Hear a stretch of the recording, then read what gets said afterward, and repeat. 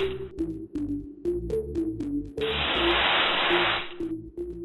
आज हम अपना मोस्ट कॉमन प्रोसीजर जो हम करते हैं वही कर रहे हैं, फैट ग्राफ्टिंग।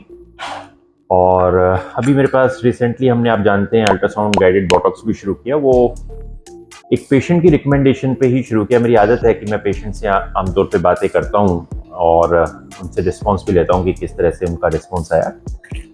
वो पेशेंट थोड़े रिसर्च में थे और उन्होंने मुझे आइडिया दिया कि आप अल्ट्रासाउंड गाइडेड बोटॉक्स करो, क्योंकि मुझे बोटॉक्स एक ऐसा था जिसमें इशू आ रहा था रिजल्ट देने में। तो उसका आइडिया मुझे अच्छा लगा और हमने अल्ट्रासाउंड गाइडेड बोटॉक्स शुरू कर दिया।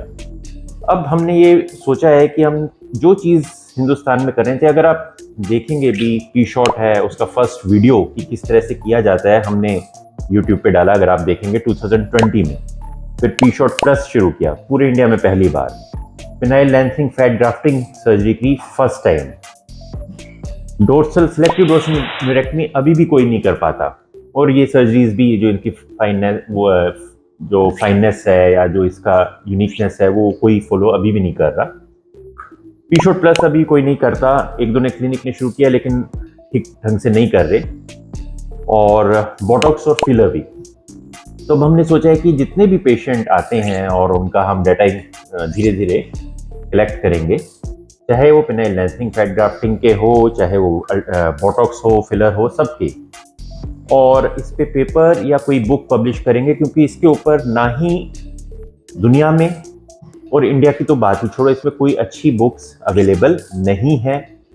आपको ये जान के हैरानी होगी कि जैसे पेशेंट हमारे पास आके कहता है, फॉरेन लिटरेचर में तो ये जो ये धात की बात करता है पेशेंट, धात सिंड्रोम, इस तरह की, इसको एक तरह का ये मान लिया जाता था कि मरीज झूठ बोल रहा है और उसको साइकेट्रिक प्रॉब्लम है, और उसको सच ही नहीं मानते थे। तो ये सब प्रॉब्लम्स बेसिकली इंडियन सब कॉन्टिनेंट की है, इंडिया, पाकिस्तान, बांग्लादेश, और इस पे यहीं पे काम होना है। तो इसलिए हम देखते हैं कि अब जो नए लोग, बच्चे ट्रेंड हो रहे हैं, चाहे प्लास्टिक सर्जरी में हो रहे हों या कुछ यूरोलॉजी में हो रहे हों, उनके लिए, उनके रेफरेंस के लिए, कि भाई उनको पता लगे कि इस तरह की कैसे प्रैक्टिस करनी है। नहीं तो अदरवाइज वो वेस्टर्न लिटरेचर की किताबें पढ़ते रहते हैं, उसमें वो बता देते हैं कि ऐसा तो कुछ होता नहीं, वो मरीज को आगे बोल देते हैं, मरीज उनको अपनी प्रॉब्लम बताते हैं, कहते हैं नहीं नहीं ऐसा कुछ नहीं होता। और ख़ास तौर पे ये पीएमई में तो बहुत ज़्यादा है कि नहीं नहीं कुछ नहीं है, या ज़्यादा से ज़्यादा उनको एसएसआरआई दे देते हैं, मेडिसिन दे देते हैं, वो काम करे तो करे, ठीक है, नहीं तो नहीं।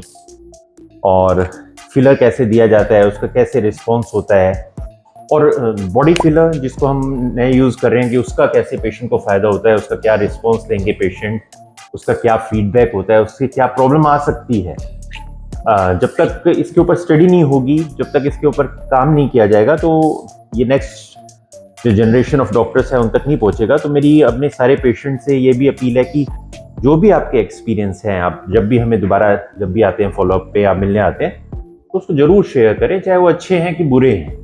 तभी हमें पता लगेगा जो हम कर रहे हैं उससे कितना फ़ायदा हो रहा है। अगर हम फैट डालते हैं तो उसमें कैसा रिस्पॉन्स रहा, कितना एब्जॉर्ब हुआ, कितना टिका, या किसी तरह की कोई कॉम्प्लिकेशन तो नहीं हुई।